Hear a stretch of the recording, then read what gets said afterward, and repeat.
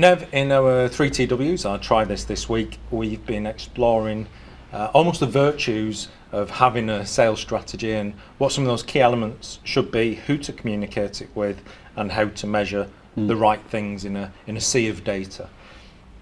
I suppose one of the risks attached to this is that a business creates a sales strategy for all the right reasons, but then fails to turn it into something that can actually deliver. It just becomes a very nice piece of paper which gets shared out. How do we stop that from happening so that it becomes something that adds value to a business?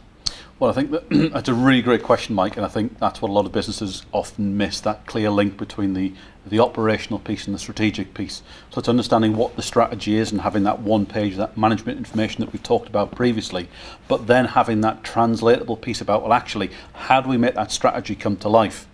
Now, if we link it to things like the sales cycle that we've talked about on Try This week before, where we look at the journey from a suspect to a prospect to a client, and a client to an advocate, your sales strategy can focus on each of those areas, and it can help you almost shape your team's activities based on the strategy and what you currently know about your clients and how they move around the sales cycle.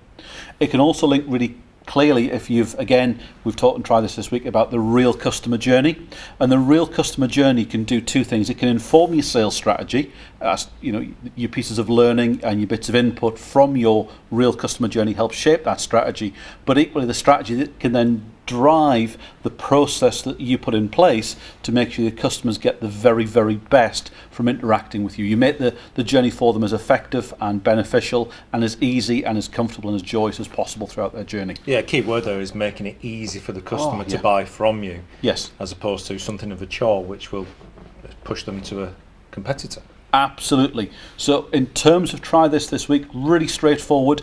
Have a look at everything you've learned about the sales cycle. Have a look at everything you've learned about the real customer journey.